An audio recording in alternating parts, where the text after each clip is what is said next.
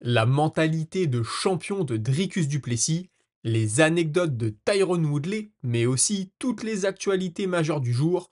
Nous sommes le mardi 4 février 2025. C'est le moment MMA. Soyez tous les bienvenus. Man, how the hell you doing? I've been just fine living life with the noose and in my mind, all I hear is music. Watching your mouth move, damn you look stupid. I feel like everyone's a stranger. Small talk with your narcissist. Et on commence avec Manel Kape qui affrontera Brandon Royval lors de son prochain combat. Il nous apprend que l'UFC lui a promis un combat pour le titre en cas de victoire. On peut comprendre que la motivation sera au rendez-vous pour lui. Il a aussi évoqué ses débuts à l'UFC. Il n'a pas eu les débuts espérés, c'est le moins qu'on puisse dire. Il avait pris 2 défaites de suite en février 2021 et en mars 2021. Lui met ça sur le dos de cette exposition. Tu arrives à l'UFC. Je rappelle que lui était champion du Rising. D'ailleurs, il était devenu champion du Rising en décembre 2019 en battant un certain Kai Asakura. Comme quoi, l'histoire peut être assez drôle parfois. Donc il y a l'UFC, il y a cette grosse organisation. Il y a aussi le fait de combattre en cage. Le Rising, ça se passe dans un ring. Et puis aussi l'inactivité. Il y a eu pas mal de combats annulés entre la fin de son contrat au Rising et ses débuts officiels à l'UFC. Pour la petite histoire, je vous l'ai dit, dernier combat au Rising, décembre 2019. Premier combat à l'UFC, février 2021. Une année 2021 qui sera en dents de scie. Il va commencer par 2 défaites en février et en mars. Il va ensuite recombattre 2 fois, prendre 2 victoires. On va de nouveau le voir dans l'octogone en 2022 une fois, en 2023 une fois, et en 2024 il a fait 2 apparitions, une défaite et une victoire, et il est aujourd'hui aux portes du titre dans une catégorie si bien fournie, c'est pas rien. Et puis il a aussi dit qu'il avait compris que l'UFC et le MMA en règle générale c'est un show, il faut avoir de la notoriété si tu veux avoir de l'argent, si tu veux avoir des opportunités, si tu veux que l'organisation te mette un petit peu plus sur le devant de la scène. Il a compris tout ça, mais aujourd'hui, il veut faire passer le côté sportif avant tout, et le reste viendra avec les succès. Je pense que c'est une très bonne mentalité à adopter. On a Sean Strickland aussi, qui combattra ce week-end face à Dricus du Plessis. La revanche. D'ailleurs, il a dit qu'il était bien plus motivé par le fait que ce soit une revanche. Il est assez insatisfait de la façon dont s'est fini le premier combat. On le sait, une décision. Il pense avoir remporté ce combat. D'ailleurs, le combat n'était pas génial. Donc c'est surtout le fait d'avoir sa revanche, bien plus que le fait de combattre pour la ceinture qui le motive. Assez intéressant. En évoquant ce premier combat, d'après lui, le fait d'avoir eu cette coupure qui a fait couler énormément de sang dans son œil a été un élément décisif. Il était borgne, c'est ce qu'il explique. Il ne voyait strictement rien avec son œil. Il a pensé à Rezefo. Rezefo, c'est une ancienne légende du K1. Ceux qui ne connaissent pas, je vous invite à aller voir. Il est aussi coach à l'Extrême Couture, là où s'entraîne Strickland. Et Zefo lui a dit que lui aussi, ça lui était déjà arrivé dans sa carrière de combattre avec un œil et que la seule chose à faire, c'est d'avoir du mental, c'est de lever les bras et d'y aller comme un guerrier. Donc il le dit, à chaque fois, je pensais à Zefo, je pensais à lever mes bras, je pensais à ne pas abandonner. Mais voilà, il a encore ce combat en travers de la gorge. Alors je sais que chacun a son avis là-dessus. Certains pensent qu'il est passé totalement au travers, d'autres pensent que c'était très serré. Son coach nous a expliqué il y a quelques semaines qu'ils avaient revu la stratégie, qu'il fallait que Sean soit beaucoup plus actif et qu'il ne se repose pas uniquement sur son jab. Est-ce qu'il va mettre tout ça à exécution ce week-end? Je ne sais pas. Parce que même lui le dit, parfois on me reproche de poster des vidéos de sparring où j'y vais à fond, où je vais de l'avant, où je suis bagarreur, et puis quand on me voit en combat, c'est un peu différent. Mais il le dit, en sparring, parfois les mecs, c'est pas l'élite mondiale. Il dit quand je spare avec Johnny et Blaine, là c'est l'élite mondiale, là ça ressemble plus à un jeu d'échecs. Quand j'affronte Dricus du Plessis, c'est pareil, c'est l'élite. Je peux pas me permettre d'y aller tout droit, de frapper, et puis avec un peu de chance de gagner, c'est totalement différent. Et puis il a aussi tenu à être, il a été assez agressif envers le système de scoring au MMA, notamment pour ce qui concerne les takedowns. Il ne comprend pas qu'un juge puisse donner des points à un combattant qui met un takedown, alors que son adversaire se relève au bout d'à peine 5 secondes et ensuite va le dominer debout. D'après lui, si tu te fais amener au sol, que tu te relèves aussitôt, et qu'ensuite c'est toi qui touches l'autre debout, ton adversaire ne devrait pas être récompensé pour ça. Il n'a rien fait, il t'a amené au sol, mais il n'a pas tiré profit de cette situation. Est-ce qu'il sera entendu par les juges? Je n'y crois pas. Maintenant, moi, je pense en effet que si Sean Strickland veut s'imposer ce week-end, il faudra en faire plus qu'au premier combat. Il faudra montrer plus d'envie. Il faudra, je pense, être plus offensif, pardon. Mais on aura l'occasion d'en reparler tout au long de la semaine. Tyron Woodley, ancien champion de l'UFC. Il fait maintenant partie du GFL. Alors, il a fait une déclaration d'amour à l'organisation. Déjà, il adore le système de draft. D'après lui, le MMA devrait s'organiser comme ça, avec un pool de combattants, et puis les organisations qui viennent piocher. Bon, moi, personnellement, j'y crois pas trop, mais pourquoi pas un jour? Il aime aussi beaucoup la répartition des revenus, hein, 50-50 sur les pay-per-view, 50-50 sur les entrées, les tickets vendus pour assister en direct à l'événement. Lui, à l'UFC, il s'est souvent plaint de son traitement. Je rappelle quand même qu'en 2015-2016, quand il était champion, il y a une saison, enfin une année plutôt, où il prend 10 millions de dollars. C'est plutôt pas mal, hein, lui qui se disait exploité par l'organisation. Mais écoutez, chacun son truc. Le fait de combattre en saison et en équipe, ça lui rappelle énormément l'époque où il était lutteur universitaire. Et puis d'après lui, il y a aussi un avantage à ça. C'est que quand tu combats sur une saison et avec une équipe, tu peux un jour avoir un coup de moins bien, ne pas être bon et pourquoi pas perdre ton combat et pour autant ton équipe va continuer à avancer et donc tu fais toujours partie de l'aventure et tu peux quand même à la fin recombattre et devenir champion. C'est pas faux, hein, c'est vrai qu'à l'UFC, une défaite, ça peut coûter très cher, alors que tu peux combattre blessé, ça arrive même souvent. Tu peux combattre malade aussi. Donc voilà, je peux comprendre ce qu'il dit ici. Et puis lui va faire partie de l'équipe Dubaï, coachée par Javier Mendes. Et là, il y a une anecdote qui est magnifique, que j'ai beaucoup aimée, une anecdote qui le lie à Javier Mendes. Je vous explique tout de suite. À l'époque, Tyron Woodley est un lutteur universitaire. Il n'est seulement qu'un combattant amateur de MMA. Il s'entraîne avec Robbie Lawler. Et un jour, il apprend à l'occasion d'un tournoi de lutte que Robbie Lawler va combattre au Strike Force à l'époque à Saint-Louis. Saint-Louis, c'est la ville de Tyron Woodley. Lui n'avait pas encore combattu en pro à l'époque, hein, il faut bien se projeter là-dessus. Il va demander à Robbie Lawler comment il pourrait faire pour être de la partie. Robbie Lawler va lui donner le contact d'un promoteur, de la personne qui fait la promotion des cartes préliminaires du Strike Force à l'époque. Cette personne, c'est Javier Mendes. Lui contacte Javier Mendes, il se présente. Mendes lui dit que s'il n'a pas de combat professionnel à son palmarès, ça va être un peu compliqué, donc il lui conseille de faire quelques combats et puis de le recontacter plus tard. Tyron Woodley va le prendre au mot, il va combattre 2 fois, très rapidement, 2 fois avant la fameuse carte de Saint-Louis. Mendes lui avait donné le numéro de téléphone de la personne qui gérait le roster des cartes préliminaires pour cette carte à Saint-Louis. Lui, avec ces 2 combats-là, va contacter ce gars-là, sauf que le problème, c'est que cette fameuse personne qui gère les cartes préliminaires pour l'événement de Saint-Louis, en tout cas, il a une embrouille avec l'entraîneur de Tyron Woodley. Donc ça part mal. Woodley se dit si ce gars-là n'aime pas mon coach, forcément il va pas me faire combattre sur la carte préliminaire. Maintenant il demande aux deux de faire un effort, il dit que lui il est neutre, qu'il a rien à voir là-dedans, qu'il veut juste combattre. Donc le gars va lui dire quelque chose de très simple. Tu réussis à vendre 200 tickets pour la soirée et tu combats sur la carte. Si tu ne réussis pas, tu ne combats pas. Woodley va encore une fois le prendre au mot, il va réussir à vendre les 200 tickets, il va en vendre 250. Et là, il y a Bob Cook. Alors Bob Cook, je crois que c'est un agent, un manager avec qui Woodley a été mis en contact, qui envoie Tyron Woodley à l'American Kickboxing Academy. Quand il débarque là-bas, il rencontre Mendes. Il savait pas que Mendes et Cook étaient liés. Il savait pas que Mendes était coach à l'American Kickboxing Academy. Donc il lui dit ah bah c'est moi Tyron Woodley qui t'ai appelé, tu m'as conseillé de combattre, etc. Il recolle un peu les morceaux du puzzle. Pour lui, quand il débarque à l'American Kickboxing Academy, il voit ça comme un stage de détection. Ça va être l'occasion de prouver ce qu'il vaut. Il y a déjà énormément de stars là-bas. Et puis lui, après tout, ça n'est qu'un lutteur avec 2 combats pro de MMA. Donc il va aussi énormément apprendre là-bas. Arrive enfin le jour du Strike Force à Saint-Louis. Et il y a le boss du Strike Force, Scott Coker. Scott Coker, ensuite, ça a été le boss du Bellator, jusqu'à ce que le Bellator soit racheté par le PFL. Scott Coker vient le voir et puis lui dit qu'ils vont faire une première avec lui. Déjà, ils vont lui signer un contrat de 6 combats, alors qu'il n'a pas encore combattu dans l'organisation. Et puis, ils vont créer un mini-show à l'intérieur du Strike Force qui va s'appeler The Rising Star. C'est-à-dire que lui, il va y avoir une caméra qui va le suivre dans les vestiaires, une sorte de mini-vidéo sur lui. Et quand il va être présenté au public dans la cage, on va l'appeler la Rising Star, hein, donc l'étoile montante. Il faut savoir qu'à l'époque, les cartes préliminaires, ce n'est pas le Strike Force qui gère, mais c'est toujours un promoteur local. En fait, ça permet de montrer au public la scène locale, les combattants du coin. Ça fait venir des gens à l'événement. Donc tout ça, c'est géré par là pour le coup, pour un gars de Saint-Louis, hein, le fameux gars qui est en embrouille avec le coach de Woodley. Et puis ensuite, la carte principale, par contre, là, c'est le Strike Force qui gère, hein, c'est les champions qui arrivent, etc. Bon, bah, le reste, on connaît l'histoire, hein, il combattra au Strike Force, il combattra à l'UFC. Pour ceux qui ne savent pas, il prendra la ceinture UFC à Robbie Lawler. Robbie Lawler qui, en quelque sorte, a lancé sa carrière. Encore une fois, l'histoire a un peu prêté à sourire. Et puis il a aussi évoqué, pour finir, l'époque où il était champion de l'UFC. D'après lui, il s'est énormément relâché à ce moment-là. Il faisait beaucoup la fête, il sortait beaucoup. Donc c'était bien sûr pas terrible, il en a payé le prix, c'est ce qu'il explique. Surtout, il a eu beaucoup de blessures et puis les résultats n'ont pas suivi.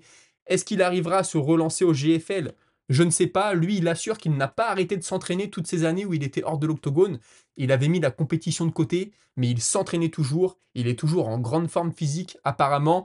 Il a juste profité de ce temps hors compétition pour monter d'autres business. Au GFL, ce qui est sûr, c'est qu'il y aura un niveau d'adversité qui sera moindre. Espérons pour lui que ça lui réussisse. Sinon, pour revenir sur l'événement du week-end, j'ai vu que Michael Venom Page avait donné un conseil à Sharapudin Magomedov. Sharapudin a dit qu'il était malade, qu'il avait plus de jambes, qu'il avait plus de bras, qu'il n'était pas en forme. MVP lui dit, si je peux lui donner juste un conseil, c'est que si tu es malade ou si tu as une blessure, garde-le pour toi. Parce que quand ça sort après une défaite, tout le monde va dire que c'est une excuse. Et là, je suis entièrement d'accord avec Michael Page. Et je pense qu'un combattant de son expérience, mieux vaut toujours l'écouter. Une rumeur, mais une rumeur insistante, Jairzinho Rozenstruik ne ferait plus partie du roster de l'UFC. Ça me semble un peu gros, il était sur deux victoires de suite, je crois, avant ce week-end. Ce week-end, il perd contre Pavlovich, le combat n'est pas excitant, c'est clair. Maintenant, il se fait pas ridiculiser non plus. On verra s'il y a une officialisation, mais à l'heure où j'enregistre, ce n'est pas officiel. Faresiam qui dit que tout le monde lui pose des questions sur son genou, mais son genou va très bien. C'était juste une torsion, mais il n'a ressenti aucune douleur. Il y a une phrase de Dricus du Plessis qui tourne énormément depuis hier. Je vous la cite. Est-ce que je suis prêt à mourir? Oui. Est-ce que je suis prêt à tuer quelqu'un en face de sa famille? Oui. Donc ça veut dire que je suis prêt à être champion du monde. C'est d'après lui les questions qu'il se pose très régulièrement pour savoir si mentalement il est toujours prêt à combattre. Alors moi je pense que ce sont des phrases qui font bien pour les caméras, qui font bien pour l'histoire. C'est toujours un peu romancé. Il nous l'a fait à l'américaine, hein, comme je dis souvent, même si lui n'est pas américain. Mais je pense que vous avez dû voir passer ça. Jiri Projaska qui s'est exprimé sur son futur, et d'après lui, ce sera soit Alex Pereira, soit Magomed Ankalaev, soit Jan Blachowicz. Il pense qu'un un de ces trois combattants sera son futur adversaire, et je pense en effet qu'il y a de fortes chances que ça se passe comme ça. Merab Dvalishvili, le champion qui vient de battre Umar Nurmagomedov, son coach a eu une sortie que j'ai trouvée assez intéressante. Ce qu'il explique, c'est que l'UFC a mis face à Merab l'élite de l'élite. Il a dû faire énormément de combats pour arriver à la ceinture. Il n'y a pas eu de combat facile. Il a vraiment gravi tous les échelons. Et d'après lui, ça a créé un monstre. Et là, je suis d'accord, ça doit être très bon pour le mental de Merab de voir la route qu'il a parcourue jusqu'à la ceinture. Même ce combat contre Umar qui a été pris un peu au dernier moment, on a l'impression que tout était fait pour qu'il perde. Ça n'a fait que le renforcer. Et je pense que Ray Longo a plutôt raison sur ce coup-là. Terence McKinney, je vous en parlerai un peu dans le prochain épisode. Il a combattu ce week-end en prélim. Il s'est imposé au premier round. Il faut savoir qu'il a égalé un record, le record de Jailton Almeida, pour le plus de finish au premier round depuis 2021 avec 6. Lui, on pourrait l'appeler Monsieur Premier Round, mais je vous en parlerai un peu plus dans le prochain épisode. Pachimix, combattant du Bellator, un PFL Bellator, demande lui aussi à être libéré de son contrat. Il a envie d'être actif. Il explique qu'il a 31 ans, que ça fait 6 ans qu'il combat au Bellator, qu'il travaille très dur, qu'il est devenu champion du monde plusieurs fois, qu'il a toujours été là, qu'il a toujours apporté le spectacle, qu'il est à 21 en carrière, que ça va faire bientôt 5 ans qu'il est invaincu, qu'il a fini 13 de ses 15 derniers adversaires et que il ne veut pas continuer dans une organisation qui ne le fait pas assez combattre. Il demande donc à être libéré. Pourrions-nous voir Pachimik débouler à l'UFC? Je pense que ça serait un très bel ajout en tout cas. Pour nos amis fans de boxe anglaise, il semblerait qu'on se dirige vers un Canelo Alvarez contre Terence Crawford et ça pourrait avoir lieu le 13 septembre prochain en poids moyen à Las Vegas. On attend encore l'officialisation. Et autre chose qui semble officielle ou quasi officielle, c'est deux gros noms, c'est chez les poids lourds et c'est Joshua contre Wilder le 7 juin prochain à Riyad. Vous le savez, je suis pas le plus grand fan de boxe anglaise, mais Joshua Wilder, je pense que Wilder, ça reste un énorme choc pour nos amis de la boxe anglaise. Écoutez, c'était tout pour aujourd'hui. Le passage sur Tyron Woodley m'a pris un petit peu de temps. J'espère que c'était bien clair pour vous. Et tout de suite, on passe à votre moment avec la Minute Auditeur. Et on commence cette minute auditeur avec Nicolas Chaud qui me dit: «Force est de constater que bien se faire coacher, ça change tout. Nicolas Haute fait ressentir le meilleur de ses combattants. Vous allez voir que BSD va de nouveau trouver le chemin de la victoire.» Et on a Mathieu qui lui répond: «Tu as tout à fait raison. Encore faut-il que BSD suive le game plan et évite d'aller à la bagarre comme à son habitude.» Je suis d'accord avec vous, Nicolas Haute, il mérite énormément de reconnaissance. Je pense que c'est un très bon coach. Et puis Benoît Saint-Denis, malheureusement, tu peux lui dire ce que tu veux. Si lui décide de baisser la tête et de foncer tout droit, ça marchera pas. Maintenant, j'espère vraiment qu'ils vont trouver la formule gagnante. Tino Fernandez qui me dit: «Pour sa légende, j'aimerais beaucoup que DDP batte Strickland et que Imavov reprenne Strickland pour sa revanche et surtout valider définitivement son énorme progression et ensuite combattre DDP ou Shimaev pour la ceinture. Mais cette fois, il doit refuser tout autre combat. Tout le reste, il n'aura rien à gagner et beaucoup à perdre. Surtout que le plus grand point faible de Imavov, c'est son manque de charisme et d'aisance au micro. Une victoire le fait gagner peu, mais une défaite lui fait perdre beaucoup. Sur ce dernier point, tu as entièrement raison. Malheureusement, quand tu n'as pas la hype, hein, pour utiliser un anglicisme, c'est beaucoup plus compliqué. Et puis oui, battre Strickland, je pense que mentalement, ça lui ferait du bien. Et puis on saurait aussi, est-ce que Strickland a un style qui pose problème à Imavov? Est-ce que ça va être sa bête noire? Ou est-ce que tout simplement, Imavov à l'époque n'était pas prêt et avait perdu, hein. D'ailleurs, c'était même pas dans sa catégorie. Et Imavov, je crois que c'était en moins de 93, hein, parce que Strickland avait pris le combat en short notice. Si je ne dis pas de bêtises. Christopher Johnson, un très long message mais intéressant. Je vous lis tout ça. Super content de la soirée et de mes pronostics, hein. J'avais annoncé Ziam, Pavlovich, MVP et Nassour vainqueur. Je ne parie pas, mais il y avait un gros billet à faire. Pavlovich, combat chiant, mais je m'y attendais. Il avait besoin de renouer avec la victoire, donc il a été prudent. Je suis d'accord. On ne peut pas lui en vouloir. Il doit juste renouer avec le chaos maintenant. C'est tout ce qui lui manque, c'est clair. S'il devient plus réfléchi, qu'il commence à lutter un peu et qu'il continue à mettre des KO, il va devenir de plus en plus impressionnant, hein. Ça, c'est ce que je pense. Ziam, combat exemplaire, il est vraiment complet et ne cesse de progresser. Son évasion du calf slicer était impressionnante, chapeau à lui. C'est vrai que lui, Ziam, il progresse énormément pour le coup. On se rappelle, il s'était fait cutter de l'UFC il y a quelques années. Aussitôt, il l'avait re-signé. Et là, il est en train de leur montrer qu'ils ont fait le bon choix. Comment pouvait-on mettre Chara vainqueur? Un mec a parié 1000 € sur lui. Sincèrement, je ne voyais aucun monde dans lequel il pouvait s'imposer. Sa seule chance était de faire pareil que Yann Gary, emmener le combat au sol. Malheureusement, il semble avoir un niveau encore plus claqué que celui de MVP au sol. Sur le papier, je ne le voyais pas gagner avec son style, pardon. Le gars a certes un très bon striking, mais ses débuts à l'UFC sont très mitigés. Pour moi, les gens se fient à sa tête de pirate et au fait qu'il était invaincu et qu'il sortait d'une victoire par KO highlight. Mais il faut être aveugle et pas que d'un œil pour penser qu'il allait rouler sur MVP qu'avec son striking. Il prétend qu'il était malade, même si c'est vrai, je pense qu'en forme ça aurait été la même histoire. Il n'a pas ce qu'il faut pour prendre le dessus sur MVP. En plus, son niveau de sol me prouve qu'il est nettement surcoté. S'il affronte un lutteur et il passe 3 rounds à faire la serpillière, c'est le risque. Moi maintenant, je savais pas qui allait gagner. C'est vrai que le style de MVP pouvait poser problème, mais je savais pas comment MVP allait aussi répondre à la prise de masse, à la prise de poids. Bah là, pour le coup, on a eu une réponse. Et tu me dis Nassourdine qui m'a fait me lever et crier comme un dingue. J'avais prédit que ce serait une victoire facile s'il mixait bien sa lutte et son striking. Mais là, KO froid sur Adesanya. Après un premier round où il s'est fait dominer, c'était incroyable. Je suis d'accord avec toi, fallait parier sur ce coup-là. Même moi non plus plutôt, je ne l'ai pas vu venir. Surtout que Adesanya avait l'air affûté, en forme et je l'ai senti dangereux sur les contres.